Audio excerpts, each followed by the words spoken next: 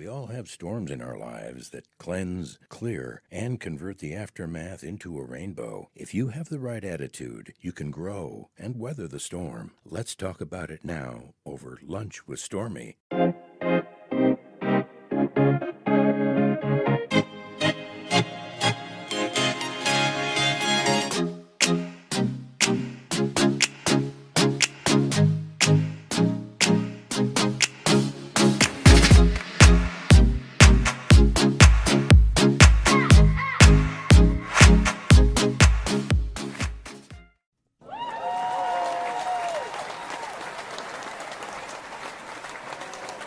Thank you so much, and welcome to Lunch with Stormy. A little background before I introduce today's guest. Now, many of you may already know this, but I have a passion for the psychic arts or the metaphysical. And over the past few decades, I have spent more hours than anyone I know visiting with psychics, tarot readers, energy healers, even spiritual coaches. And I use them as guides for whatever I might be going through in life. And there have been many who have clearly laid out my next steps, and some, just a few, that I wasn't sure were truly tapped into my energy. But because we have no physical evidence to prove that these gifted people can indeed see into the future or actually see the unseen, many people reject the idea that this is even possible. That said, there is a study that states 1 in 3 Americans feel that they have experienced a psychic moment. And nearly half of US women claim that they have actually felt the presence of a spirit. According to a 2005 Gallup poll, many people in the US believe in the existence of some sort of psychic phenomena. 42% said they believed in ESP, extrasensory perception, and 31% said telepathy, and 26% believe in clairvoyance. Still, there are those that view it as simply illogical or non-scientific. But I think that perception is ever changing. And even more so as the whole world has been at home, slowing down, listening a little closer, and perhaps realizing that maybe there is more to this life just on this planet and the rigmarole of the physical world. I personally have always found comfort in the subtle signs that present themselves, like seeing a hummingbird right at that moment when I'm thinking of or I'm needing my mom, and believing that there's more influences to life than just on this earthly plane. And much like faith in a religion, I found that faith in the universe. Now, I've done more of these modalities than I have mentioned. I've done past life regression, transcendental meditation, Reiki. I've done cranial sacrum, and I've done it all, I thought. And it wasn't until I was booking my next guest that I realized I've never gone to a medium.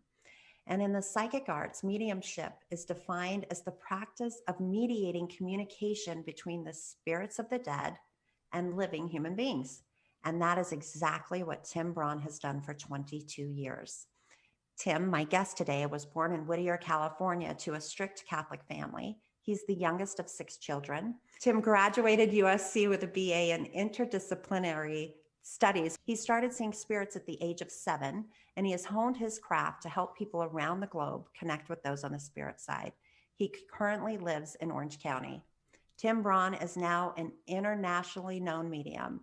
He has conducted nearly 15,000 sittings over the past 22 years, and it is his mission to heal those who have experienced grief and loss by reestablishing ties with those that are no longer with us.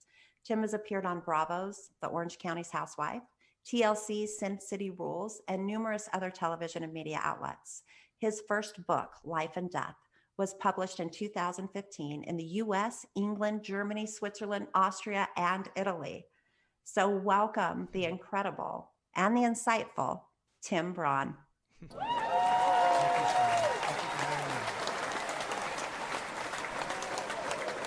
So Tim, I'm so excited and slightly obsessed for today's discussion. And I want the listeners to know up front, we may or may not have a reading. If people come through, that's great.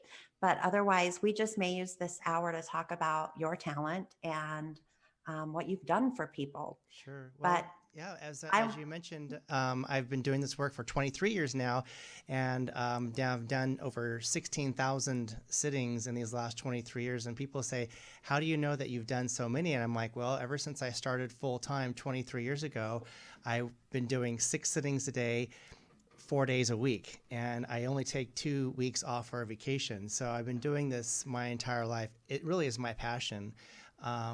I've had the gift since I was 6 years of age. At that time, I thought it was more of a curse than a gift. At that time when I was 6, I was hearing, I was seeing, I was feeling spirit. So much that I had my friend that I would play in the backyard with, or with our Tonka toys in the back of my parents' home, and I'd play every weekend with him. He lived down the street at the end on the corner, and it came Christmas time, and I said, because my mom's all big with stockings, and I says, "We got to put one up for Joey," and she said, "Who's Joey?" And I said, "Joey, the boy that I've been playing with every weekend for the last 2 or 3 months." And she just gave me this puzzled look, and she said, "Honey, I've been looking at you and you've been talking, but you just play with yourself at that time." And at that moment, I thought I was losing my mind, because in that same year, my brother, who was and still is 18 years older than myself, was diagnosed with schizophrenia, paranoid, obsessive compulsive schizophrenia. So for the last many years, he's been institutionalized in the state of Arizona. So I always tell clients and friends and family, there's a fine line between genius and insanity. And I'm not saying that I'm a genius. I'm just going to say I'm not insane. And there's a fine line with that.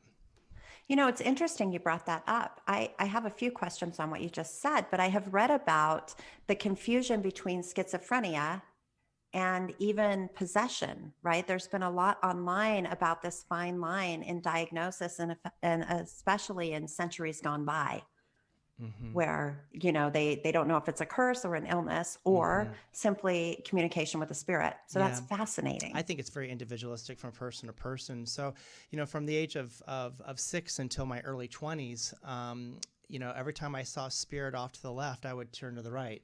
And every time I saw spirit like walking towards the right, I would turn to the left. I was just ignoring it because I was really scared that I was going to lose my mind like my brother did right in front of me. So looking back, it was a blessing that I did that, because that was a control issue for me, that I could try to control it. It wasn't until my early 20s that I had this vision when I was in USC, college here in Los Angeles, that I got off this 747 jumbo jet. This is back in 1995. And when I was walking towards the terminal, the late Mother Theresa put her arm around me and hugged me and escorted me in the village. Well, this is all in my book, Life and Death. But, fast forward 3 months later, I found myself in Calcutta, getting off that same plane, walking towards the airport, and having Mother Teresa, while she was still alive in 1995, put her arm around me and welcome me into her home. And oh my gosh, that just gave me the chills. I worked with her for a week and a half in Calcutta. Well, back then we call it Calcutta, but now it's Kolkata, India. They changed the name back before the British took over. But in any event, and India's been one of the countries that I have been with.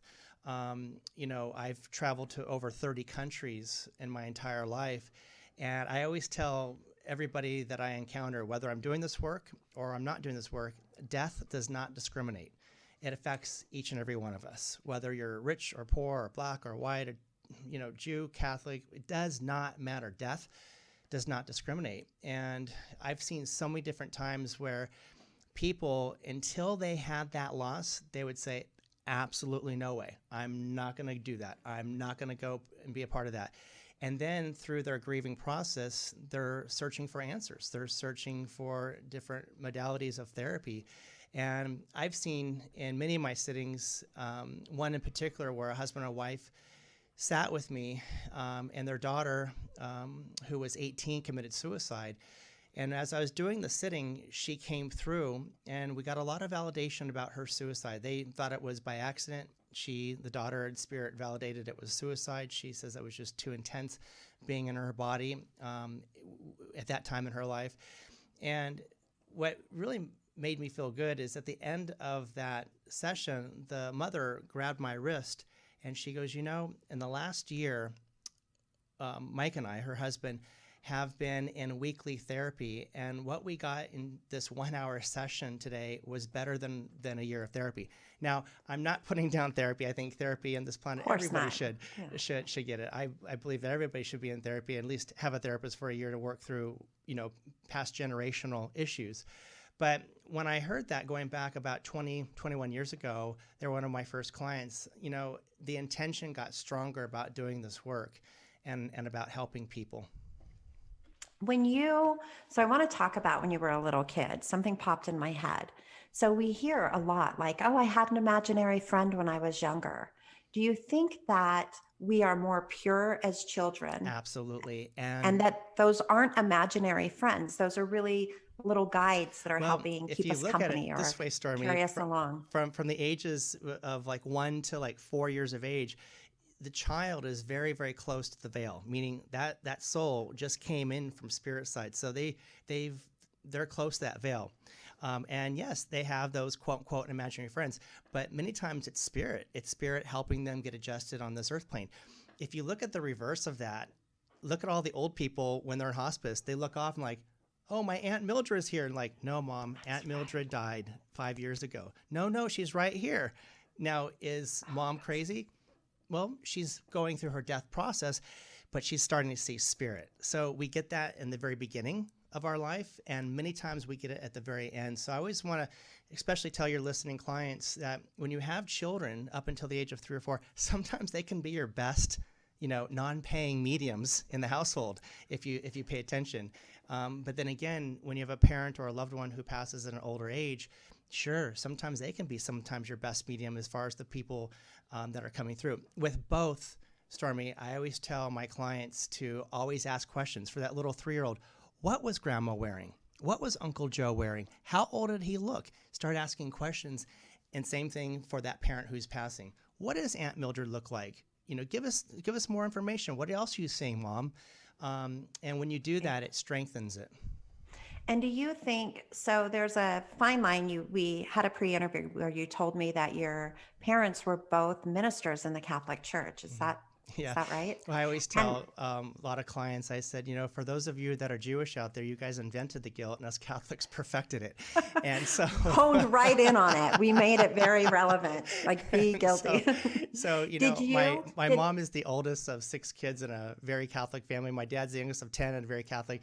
It's funny, Stormy, both sides of the family have come up to me and confided in me, uncles and aunts, and said, your parents really took this religion out of control. So we all call my parents the Catholic Taliban because they've taken it out of control. Yeah. But did they help you with that? Did you run to them and say, after you met Joey, did they help define that or nurture it? No, because my brother was still living at home at that time, and they put him in the garage because there was no more rooms in the house. And so they put him in the garage and made a makeshift room there for him. But back in the 1970s, we didn't have the help as we have now. We didn't have the medication then as we do now. So they were focused on dealing with him, and the rest of us children were kind of like afterthoughts in a way, just because they're dealing with that one sick child. That's heartbreaking, really. I mean, I think of it during that time. So as you grow up, did you, at a young age, without having your gift nurtured, were you compartmentalizing like, oh, that's a real human and this is a spirit being? How did you, sort that out or keep them at distance when you were going to school or keep it from? It was really, really difficult. Many times I couldn't tell the difference. And so I really kind of kept to myself in a way as far as what I said. If I looked off to the left, I wouldn't tell friends, oh, look at our friends over there, the 3 of them, because there might only be 2 of them standing there. So I always was very, very careful what I said growing up, because I was aware of that. So you see spirits in full body form. Yes. Mm-hmm. That's a powerful gift because they come through translucent or fuzzy. Yes. I see, I feel, I hear. Many times I'll taste. I just came from the office from this morning. I had 3 clients at the office before I came and did the show with you. And I was going like this during the last sitting. when the lady looked at me and she goes, "Are you okay?" And I'm like, "I'm tasting vodka." And I said, "It's not me. It's not you." I said, "Your mother was a drinker." And she just broke down crying. And she goes, "My mother was an alcoholic, and the only thing that she drank was vodka." So I'll Wow. taste it. I'll see it. I will feel it. You know, different places have energy that are trapped. I still remember, you know, back about 4 years ago, I went to Austria and Germany, and I did the Auschwitz tour. And I'm walking with the tour guide, going from, you know, one section to the next. And as a kid, I've always asked questions, and as a kid, and I still do, I always ask these inappropriate questions. And so I always wanted to be with the tour guide, asking her about different things. And all of a sudden, Stormy, we were walking, and there's about maybe 15 people behind us, about 10 feet away, the rest of the group that hasn't caught up yet. And all of a sudden, I stopped and I curled over like this. And she goes, "Are you okay?" She put her hand on my back, and I said, "I don't feel good." She goes, "Would you like to sit down?" I said, "No, it's not me." I said, "Something happened right here." And a tear strolled down a little bit, and she looked at me and she goes, "We don't really talk about this on the tour, but this is where they separated the men from the women and children. This is the last spot that they saw them Oh my God. before they you know, went to the camps." And so that energy was trapped. And sometimes, you know, when someone passes in a home, that energy sometimes is trapped. For a variety of different reasons. But yeah, it's really hard for me to go to open houses, because I like going to open houses and looking at different people's views here in Southern California. Sometimes I'll walk in, I'll walk right out, and the agent says, "Oh, you didn't see upstairs?" I'm like, "Nope, they got in a nasty divorce. I want to get out of this house." What did it feel like when you were standing there at the separation point? Was it just pain and sorrow? And then how do you, simply by walking away, do you leave it behind? How do you What I not carry felt that was with just you? complete emptiness, despair, you know, just complete despair. That's what I felt. And walking away, you know, what else can I do except just say, this is a train wreck that happened here. So yeah, so I mean, this gift that I have, yes, is a gift when I'm doing this work, but when I'm not doing this work, you know, I still see, feel, and hear. And sometimes it's really hard being with friends or different family members, because spirit will come through, and there's some things I really don't want to see. Well, that's what I'm wondering is how, for me, I experience life, right? So I feel the grief as it happens to me. But if you haven't had to be separated from a parent or something like that, and then to know what that feels like before it happens, how Mhm. do you keep your head up? Just knowing that there are these extreme emotions that could be coming your way or affecting you personally. You know, that's a great point. And, you know, whenever we have this despair in our life, I always tell clients, I said, you know, if you put your hands out like this, and you look at this hand right here, let's just say this is the hand of love, and then let's just say this is the hand of fear. A lot of times people are looking at the hand of fear, the trauma of a death, the trauma of a divorce. They're focusing on that, but they're not focusing on the love. And I'll get my clients, I'll say, look at the love. What's love for you? Oh, my children, my living children, my home, my job. And I said, if you focus on that, then you're not looking at the despair. You can't have both. It's either one or the other. So when you see that despair, acknowledge it, but focus it on the love. That's a lesson for everybody, myself included, Yes, is, I did these we in. do focus on the trauma, the Mhm. PTSD of whatever sort that comes into our life versus being grateful for the little You know, I've gifts done that. these shows at Paula Casino here in Southern California, and I did 700-seat shows in a course of about 2.5 years. And I use that exercise in the audience at times. And I gotten so much feedback over the years by saying, you know, thank you so much. I've now been able to focus in on the love. Many times with a loved one who's passing, whether you're there with them or it's a car accident or a boating accident, and you're seeing the aftermath, those images stay in the mind. But I've seen many, many times those from spirit, what they will do is they'll say, don't focus on that last moment. Focus in on what I looked like a year earlier. Focus in on what we were doing 2 years earlier. That's what I want to be remembered as. Why do you suppose? I have two questions. Um, why do you suppose you were chosen for I this don't gift and these messages? And then are there any rules that came with it? And did you know them intuitively, Mhm. or were they kind of like, oh, I learned that rule because I carried that with me, or whatever the circumstance may have Yeah, been? great. And I've done many interviews in the past. Nobody's ever asked me that question. I think that's great. I don't feel that I've been chosen for this. For me, I'm no different than a school teacher who teaches second grade. That second grade teacher is no different than a talent agent. That talent agent is no different than the person who walks the children across the street. As long as we do our jobs 110% as best as we possibly can on the planet, that's the most important thing. Everybody has different gifts. There's what I just mentioned, those people, they have gifts that I don't have. I mean, you put me in a second grade class for a year, I mean, for a month, it'll seem like a year. I'll be an alcoholic by the time I'm done. You'll be taking the vodka yourself. Yes, absolutely. I'll take it through the vein at that point. And, yet the teachers is very patient. Oh my God, that's something I can't do. You look at a person who walks the children across the street, and sometimes the horns are honking. It's like, get out of my way. That older man or that older woman just waves and says, thank you, thank you. I mean, I probably would do road rage, and I'd pound on the hood, and I would get fired from that job. So every one of us has a gift, and I have my gift as mediumship, but I never take anybody else's gift away from them, and nobody on the planet should. We never should put anybody on a pedestal. There's no job that's meaningless, and there's no job more meaningful than that job And that you might be looking at. in conclusion with that, I always tell clients, I say, on this planet, we don't have lovers and we don't have enemies. The only people we have are teachers. The lovers, the people who love us, or our husbands or our wives, they teach us love, unconditional love. Our enemies, they're teaching us patience or forgiveness or tolerance, whatever it may be. So every person on the planet is really a teacher for us, if we look at it that way.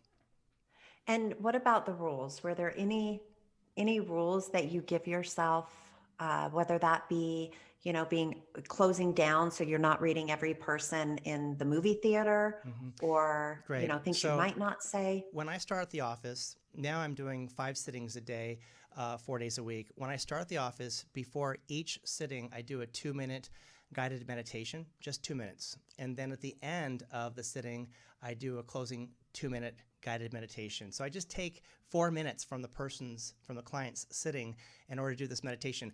The reason why I do that meditation, Stormy, is basically when I open myself up, just imagine the barbershop light, that's twirling down. It's open. The barber's open for business. When I close down, that barbershop light closes down, and that tells spirit, he's not open for business. You're going to come back tomorrow. And that's how I do it. Do you work with your guide to open and close your portals, I or have is it guides. everybody else's? I have guides that help me do this work. I would not be able to do this work if I didn't have guides. But everybody on the planet has guides.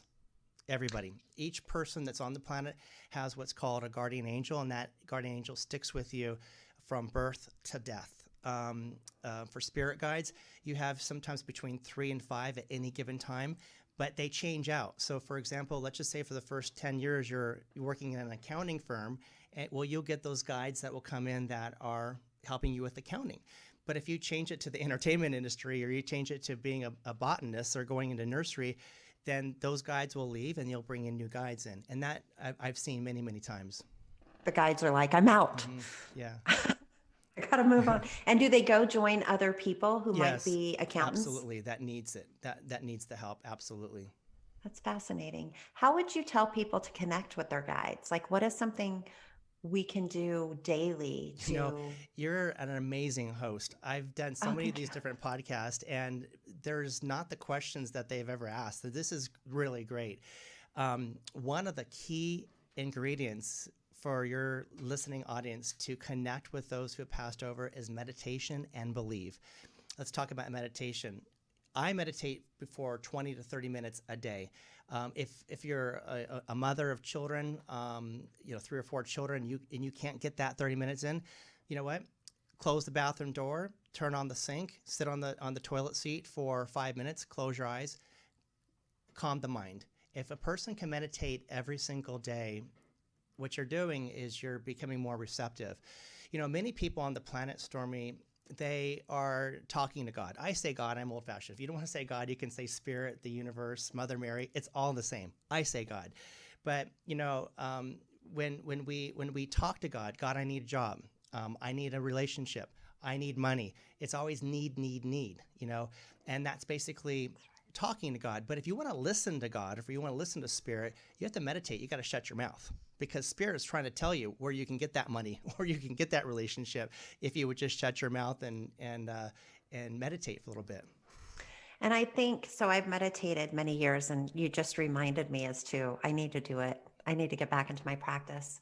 But just so people understand, because I think that those who haven't meditated expect the world to stop. They have to be very holy and silent, and you don't. If you can calm your mind to maybe 2 or 3 thoughts to begin with, that's the beginning of a meditation, and it's good enough. If you still have just a couple thoughts that are racing in your head of your daily duties, but you're trying to face it calmly, you should pat yourself on the back. Absolutely. That's a beginning, and it's a success. So don't beat yourself up when you start and you're like, oh my God, my mind's never quiet. It's really hard to get there. It can take years, if ever. True. I'll be the first one to admit that I think that meditation is the most completely boring thing to do. I'll admit that. But what I do is I know that my career, my life depends on it. So what I do is I call it guilting God. And so what I'll do is I'll do this meditation, and I'm like, God, I'm really busy, but I'm going to sit my ass down there for you. Or, Spirit, I'm really, really busy, but I'm going to do this for just 20 minutes. I can just see Spirit just laughing their asses off at me, just saying, oh yeah, you're doing it for us. We're doing it for you. It's for you. But always remember that the meditation is listening. And if we do more listening and trust our intuition, for everybody on the planet has intuition in various forms. Not everybody's a medium. That's a good message, actually. So let's talk about when you've traveled the planet, because before COVID put us on a timeout, you were traveling many countries and doing readings with all sorts of people and nationalities. Yeah. How many languages do you speak? I barely speak English. That's really good. Me too. And then, so let's say you're in Germany and you've got someone who's someone who's passed on that only spoke German. How do you hear them and relay what they're saying? Great. So it's through the translator. So when I do the German territories, when I go to Germany, Switzerland, and Austria, I'll have a German interpreter in Zurich, Switzerland, which I've been to many times doing this work. I'll have a Swiss-German interpreter. When I go to Italy, it's an Italian interpreter. From Spirit. How does Spirit talk to you? How does the spirit of the dead one? Yeah, so they send it through by thought, and then that thought comes through the medium. So you hear them in English? In my language, yes, of English. I hear them with that, but they send it through by thought. Interesting. I love that. Always remember that thought creates reality. Thoughts are things. And, not to, blow this out of proportion, but if you look at like our planet and our solar system, it came out of this big black space called space. It was formed out of that. It was formed from the empty. And if you can go into the meditation every day, 15, 20 minutes, you're going in that dark space. When I say dark, not dark energy, but just that black space, and you're pulling out the things that you want to manifest.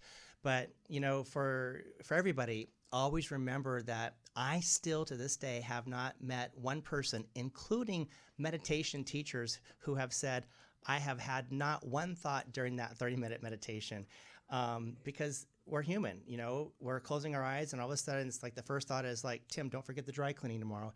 And then the next thought is like, okay, did you leave the water on the tub?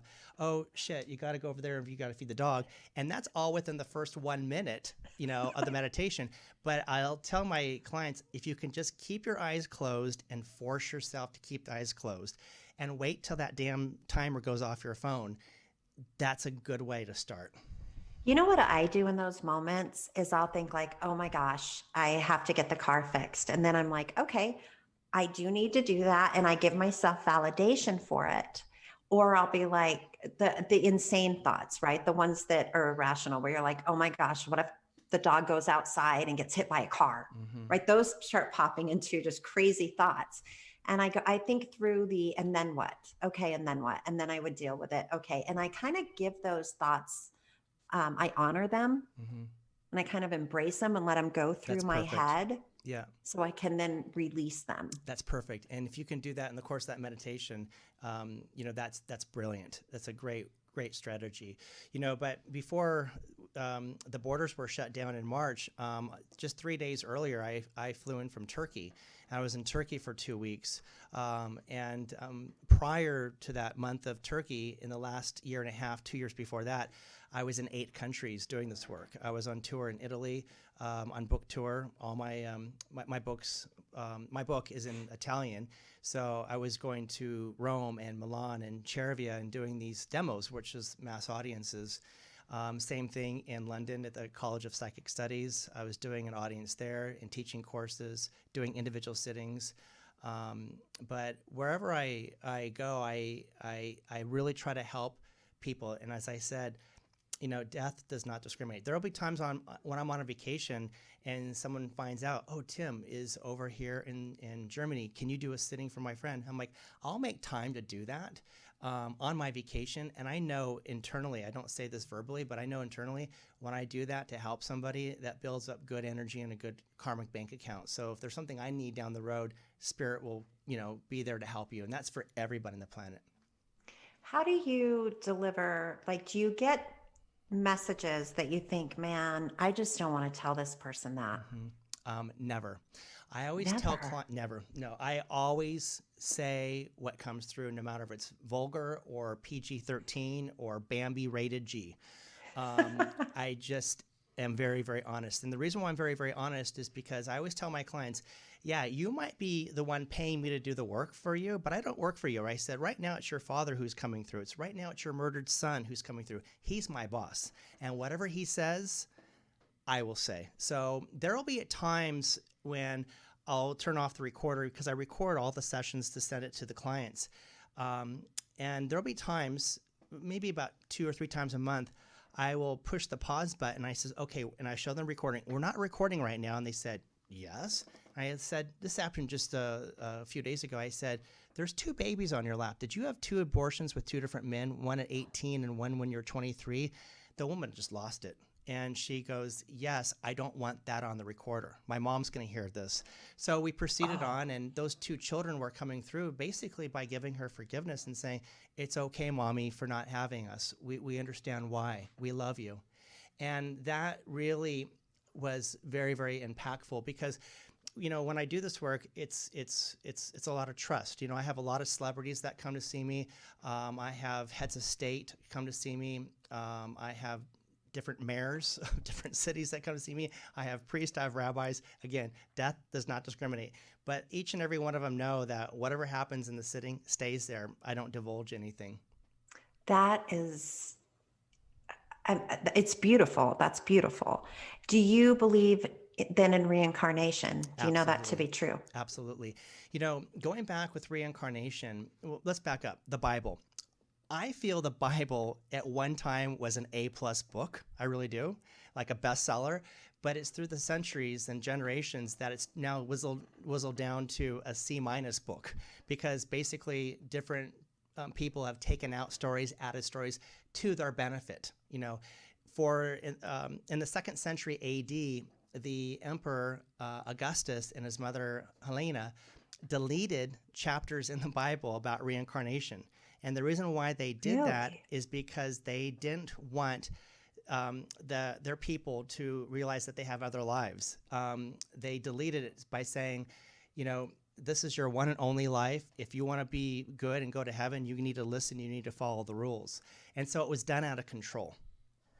But for reincarnation, absolutely. I 100% believe in it. And when in this lifetime, I'm a male, of course, obviously, but we change things up. We go different genders. I had a good friend of mine.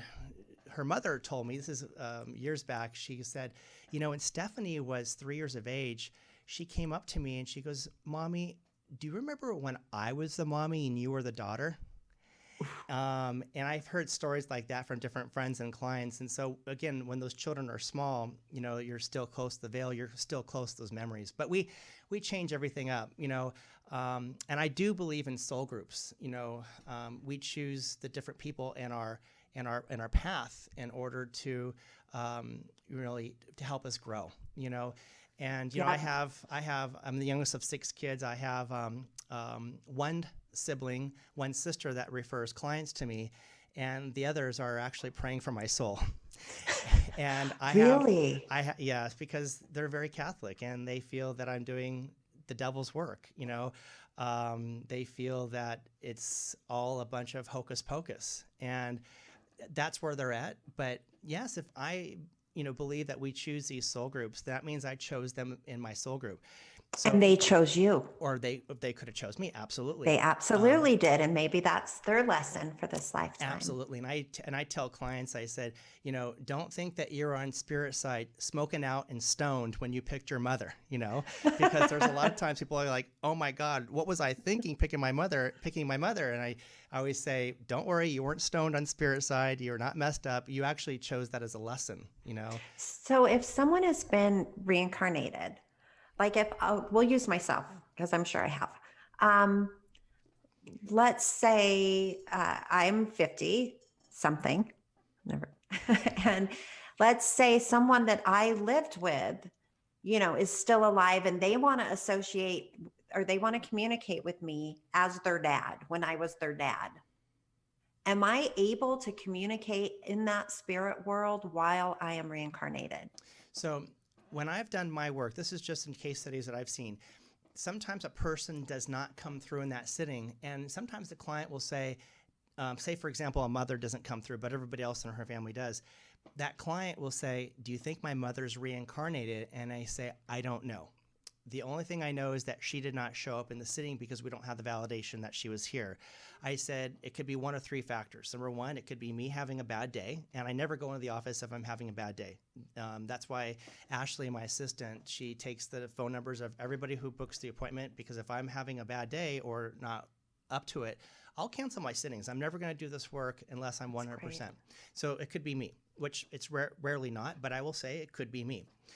It could be that person has reincarnated, or better yet, it could be that that person chose to step back to allow somebody else to come in, as a selfless act, and that sometimes happens in sittings as well. Do you, what's your theory on how long in between, like once you pass, what happens to your soul? Do you immediately go into the world where you can communicate, or could you immediately be reincarnated? Great question. I've seen ample evidence over the years in casework that when you pass, within the first 7 seconds, you have your life review. So if you're 20 years of age, you have that life review in the first 7 seconds. If you're 100 years of age, you still have it within that 7 seconds. And within that 7 seconds, you see all the good you've done and you see all the bad that you've done. And I tell clients, I say, I'm a medium, yes. Apparently, a lot of people come up to me and say, what an excellent medium you are. I say, thank you. But I always say, but I'm not a saint. I'm a human just like anybody else. I make mistakes. And I know that when I cross over, that will happen to me. I will see the things that I've done. And I know in the past, there are things that I'm not proud of, Stormy. But I would have to learn to forgive myself. So getting back to your question, the first 7 seconds is that life review. Many times in my casework, what I've seen is when that person sees the dirt that's there, they try to go back to the family members to try to make it up. Oh, I don't want to see my dirt.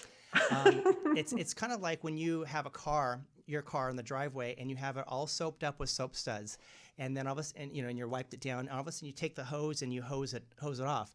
You're not looking for what's clean, you're looking for what's dirty. You're looking for the dirt. And so when you cross over, you're not so much looking for the clean, you're looking at the dirt. It's like, I still need to clean that. I still need to take care of that. And that's why that person from spirit will come through. I had a session about 2 weeks ago. This grandfather came through, and the father was still living, but the grandfather came through, and the grandfather said, through my alcoholism, I was never there for my children.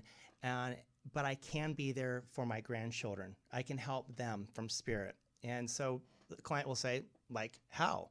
And I say, ask them to open up doors. Be specific. Thank you, Grandpa, for allowing me to get into this university. Thank you, Grandpa, for helping me with this job or something better. And when you give thanks in advance for the things that you want, you manifest things so much faster. Most of the people on the planet, especially here in the States, I need. And that tells the universe that you're lacking. When you say, I give thanks for what I already have, even though you quote unquote don't have it yet, the universe blesses it. That's incredible. You know, Do you it's think kind of those... like it's kind of like if you say, "Hey, thank you, Spirit," or "Hey, thank you, God, for the perfect relationship that's going to come to my life." That communication gets to Spirit or God, and they basically say, "We didn't give this to her. Well, let's get busy. We got to do this because it's going to make us look like fools if we don't get this done." And so, if you give thanks in advance, that's one of the major things about manifesting. You know, for your viewing audience, for people that are in homes or apartments that they don't like, I always say, go into that home, whether you go through the front door or that garage door, and say, "Dear Spirit, thank you for this home or something better." And when you say something better, then it allows those on Spirit's side, either your guides, your angels, or your loved ones, to help bless the next residence for you that you can be open to. That's something I've been trying to practice lately, actually. It's something I had forgotten. Do you think that we reincarnate as animals? No, we do not. We do not. We do Do not, no. animals reincarnate as animals? Correct. It's totally different realms. And could they come back as a bug, or are they always a dog? That I don't know. That's not my specialty. In sittings, I have seen, my last sitting before I drove to Los Angeles here to be here with you, my very, very last sitting, there was 2 dogs in the sitting, and I said, one of them was euthanized. And he goes, "Yes, that's true." And I says, "The one that's was euthanized is licking your right ankle consistently." And he goes, "Oh, okay." And I says, No, it's not okay." And he goes, "What do you mean?" I'm like, anytime a pet comes in and licks a certain body part, it's telling me there's injury or problem. I said, "Any issue with this ankle?" And he goes, "Well, I broke it last year and it didn't set right." Oh my gosh. And he goes, the podiatrist thinks I might have to have surgery. Now, of course, I can't tell that. I mean, I'm just, looking at his pants and his shoes, and he looks like an ordinary Joe to me. But that pet's coming in and licking the sore. So pets come into sittings all the time, but for reincarnation purposes, animals reincarnate within the animal kingdom. Humans reincarnate within the human kingdom. Ooh, that's good to know. That makes me happy. Although I would want to come back as my own dog. I'm pretty good to the dogs. Do you think during that 7-second life review, as we go through that and we get better as humans or souls or spirits, right? We learn from that review. And then when we come back, we actually get to take some of that knowledge with us so we can be a better person. Absolutely. I mean, look at Mozart. He's 4 years of age playing Concerto No. 4 in D minor at 4 years of age. How is that humanly possible? Unless that soul, which in this case is Mozart, in previous lives practiced music or was part of music. So when you cross over, everything that you've acquired here, your intelligence, things like that, you hold on to, and then you carry that into the next life. So is there a moment that you think it stops and you're like, this is the ultimate soul being? We get to quit putting them through the ringer. I think that we keep growing and going and going. It's kind of like I look at all of us here in grade school here on this planet, and what's after grade school? Junior high. And what's after junior high? High school. What's after high school? College. What's after college? Doctorate. What's after doctorate? Dean of the college. It keeps going, and our brains can't comprehend that. Our brains can't. I mean, look at UFOs. I do believe in UFOs. I've actually seen it before. That was one of my questions for you. Do you believe in aliens? That's Absolutely. Amazing. Now I'll tell you. Before I saw that UFO where I was living on the beach in Pacific Palisades years back, before I saw that UFO, every time I heard a person that said something about a UFO, I want to reach across and strangle their neck. Because I'm like, Really? It's a bunch of fraud. It doesn't happen. And then when I had the experience, I'm like, oh my gosh, it really does. It does exist. And I see that at times even with people that prior to a passing do you want to go to medium? Absolutely not. I don't believe in that. And then their son is in an accident, or the daughter's murdered, or the mother passes over from natural causes. The mother, who happened to be their best friend as well as their mother, they're grieving, and they'll be open to other avenues of healing. But getting back to UFOs, absolutely. But look at most of this planet. Let's just say 98%, 99% of this planet do not talk about it, and do not talk about it either because they don't believe in it or they just can't comprehend it. But you have that 1 to 2% that have seen it and they've had experiences. I just feel the reason why we don't know more about that is because our brains just can't comprehend that. Well, I think our egos get in the way. We kind of think that we're the greatest things that the universe could possibly come up with. And I like to keep those options open. Like maybe, it could be so much greater. There could be so much more or smarter, intelligent or beings. They don't have to be human, but beings. So I love to keep that open. We have maybe 10 or 15 minutes left. So I have to ask if because I have to tell you, I started getting this ear thing that I get sometimes where my ear closes off. I've never really been able to identify what it is, but it started happening. So that's called toning. And so when that happens, basically spirit's trying to tune in with you. So if you're getting like a humming in your ear, many times that spirit that's trying to connect with you. Hey, I'm getting it right now. So are you picking up anyone of my so when I peeps? look off to the left side of you right now, that shows me that person, those people would be on your mother's side of the family. And there's actually 3 women that are coming through.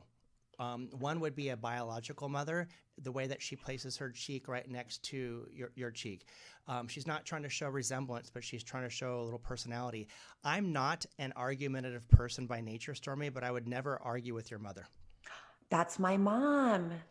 So, I'm not a sexist person, and this is going to sound sexist, but if you look at, women, they're nice and they're sweet and they're cordial.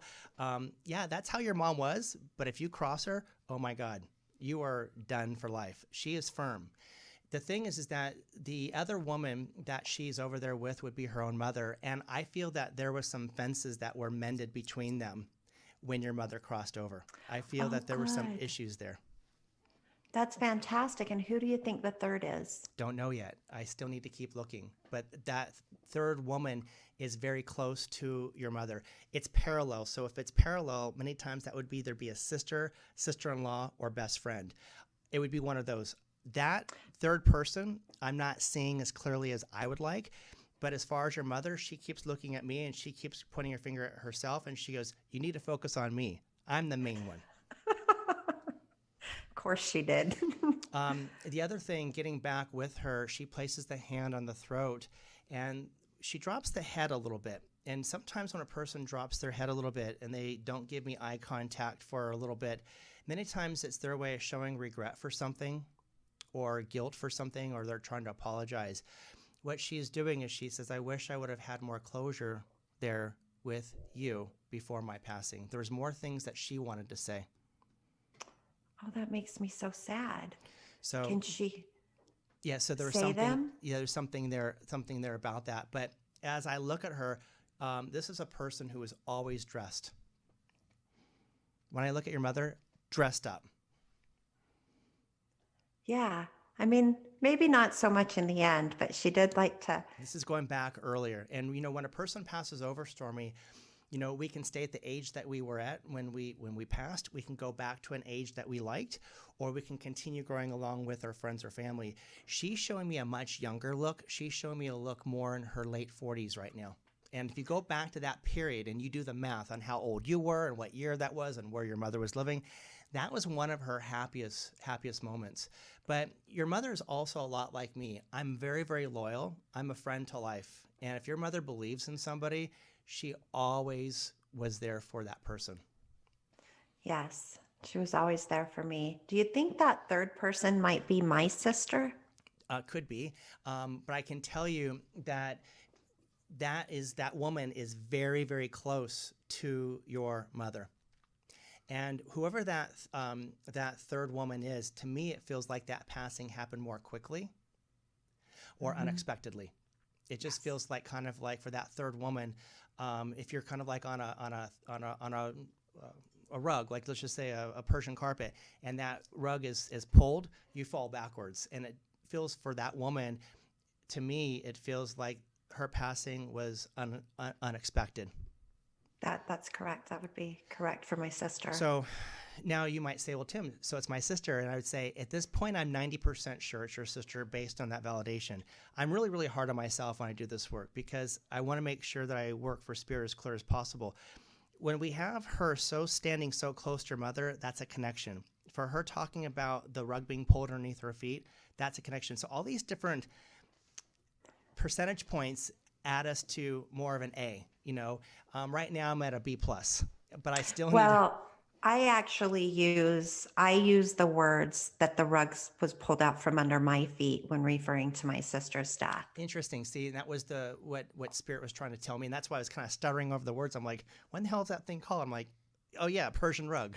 Yeah. But remember how I said before, I'm always transparent. If they say something like a Persian rug and being pulled underneath, I'll bring it through. If a person has a potty mouth, I'll bring it through.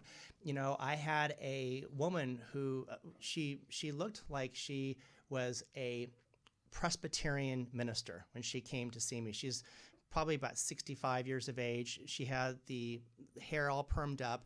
She just looked like she was, if not that, a nun. But she sat with me, and all of a sudden I'm looking behind her, and it was her son coming through, and he's all tatted up, like tattooed up.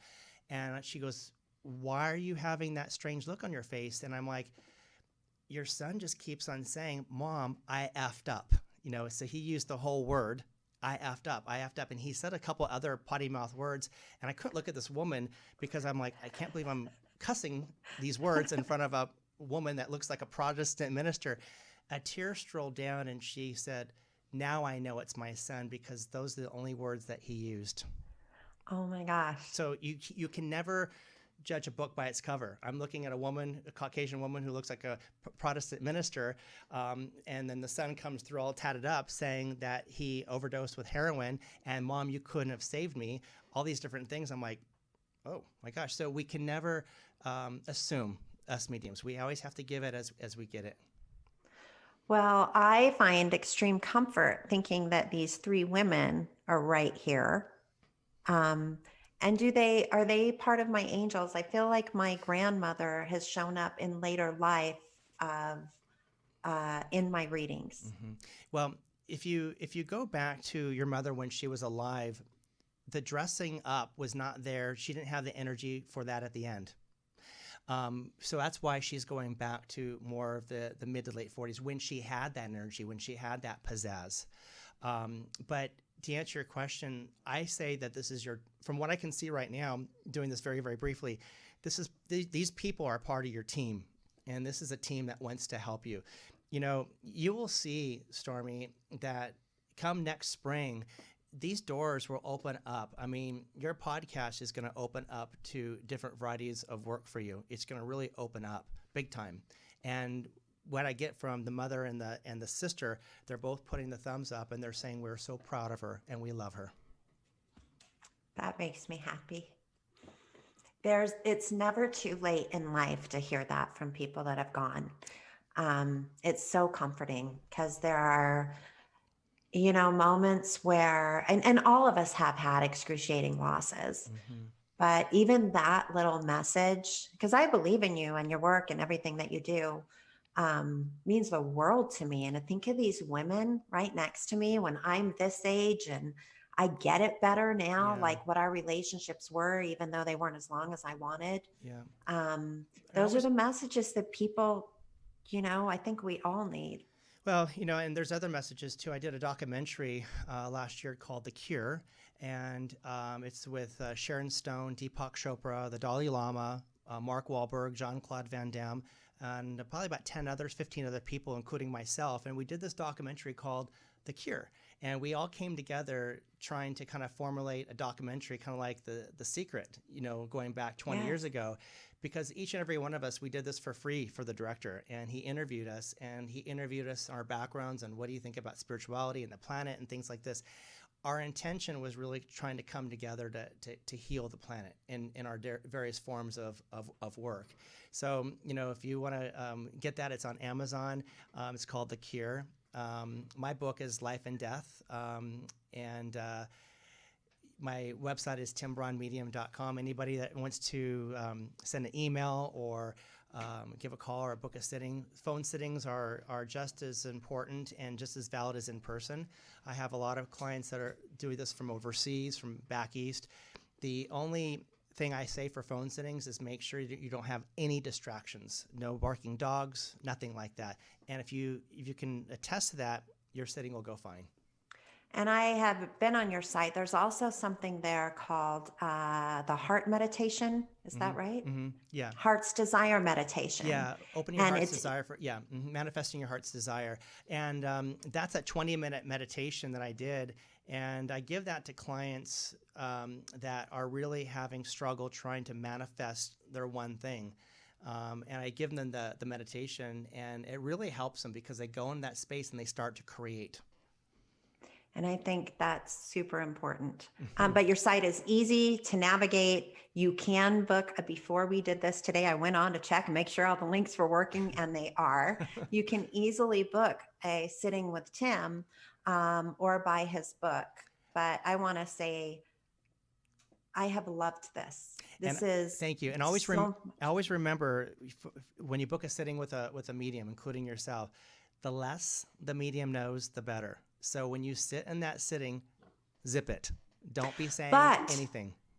But to validate you. So what I've found is when, I used to go into different metaphysical readings and think, oh, I'm just going to sit. And if they get it wrong, they get it wrong. But there's a lot of, to acknowledge when you do say something right, or to give feedback as to like, oh, I used the verbiage, the rug was pulled out from under me. That's not saying anything that I didn't say first.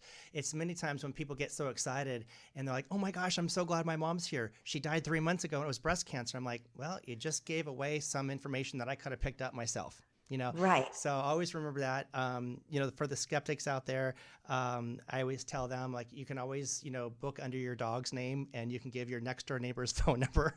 I don't care. I just want to call you if I'm having a bad day or if I'm waking up and I'm not feeling good. I need to cancel. That is, that's really funny, actually. So it doesn't matter who you are. You just need the person, and the spirits come with them, regardless of if you're telling the truth or not. I have rabbis that come to see me, and they say at the very end, I'm a rabbi. I'm like, that's nice. Good for you. I have Catholic priests that come see me in regular dress. Stormy, I love everybody. There's no difference than me, than you, than anybody else on the planet. And I treat everybody the same. And that's what each and every one of us should do on this planet. And that's where, unfortunately, in our times right now, there's just a lot of chaos. And if we just really come and just say, there's nobody more different than ourselves. We're all the same. And a lot of times people just don't understand that. But if you keep doing the work that you're doing, keep sharing the light, people will hear. And that's where that meditation sometimes can just ground you and realize that you are your neighbor. You are your neighbor. You are the rock sometimes. We are the earth. It's requiring every single one of us to tick. And once we can find our place there, which I still struggle with, I think our feeling of acceptance and confidence and knowing can be amplified, or at least that's my hope and what I keep meditating for. Absolutely. Absolutely. Well, I am going to go on your website and book my own reading because I'm dying to know what the ladies have to say.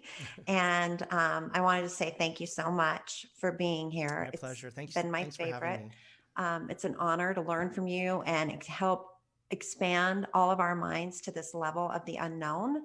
And as we talked about, simply by being born, every one of us, we have two things in common every time someone's walking on the earth, and that's we're born and we die. And dying is the thing we fear the most. And I think it is because it's an unknown. So we can find solace in learning from people like you that have already seen what that looks like and that lives with confidence every day that you're going to be okay, whether someone believes in your gift or not. But either way, there are almost 16,000 people now in the world that have experienced a second touch, like I just did. I experienced a second touch with my ladies, and that's because of you and your gift. And I think that's a beautiful thing, and I'll take it any day. But I thought about an interview I saw once with Betty White, and she's 98 years old now, 98 years old. And she was talking about death. And she said that she wasn't afraid of death. And when it might have been Barbara Walters, actually, that was interviewing her, when she asked why, she said that when she was young, every time someone passed away that she knew, her mom would say, well, now they know the secret, and someday we're all going to know it. And I try to hold on to that and keep it in the back of my mind as like, now my three ladies know the secret. And it doesn't mean it's a bad, scary thing, but they at least know the secret. Yeah, you said it perfectly. That's beautiful. Thank you for sharing that. Yeah, and I think that's why Betty's still hanging on at 98 years old, is she's not in a rush to learn the secret, and I don't think any of us are. Well, we're on this planet for as long as spirit wants us. I look at the tree of life as like an orange tree. Sometimes those oranges fall off at buds. Those are children sometimes. Sometimes those oranges fall off at looking like green limes. That could be like a 20-year-old. Sometimes those oranges fall off when the rest of the oranges fall off. That's when you're like maybe, I don't know, 75, 80. And then sometimes there's that one orange or two oranges still on the tree. That could be like Betty White that's still on the tree, But if you look at the universe, the spirit, God, the universe does not make mistakes. Each and every one of us on this planet has a lesson to learn. Some of us have multiple lessons to learn. And that's why we're here. And I'm no different than each and every one of you. Well, hopefully we all got a lesson out of today. Thank you. I know I did. So thanks everybody for having lunch with us today. Please visit timbraunmedium.com. That's BRAUN. And you can book your experience with Tim, buy the book, get the meditation. I will be doing that immediately. Subscribe to Lunch with Stormy on Apple Podcasts or whatever platform you use to listen. Leave us a 5-star review if you think we deserve it. I like to think we do. And if you'd like to reach out to me, or if there's a guest you'd like to see on the lunch hour, or maybe it's you yourself, you can reach me at stormysimon.com. Thank you again, Tim, for the enlightenment. Thank you very much, and Stormy. everybody, enjoy your day and love Much just love. a little bit more. Thank you.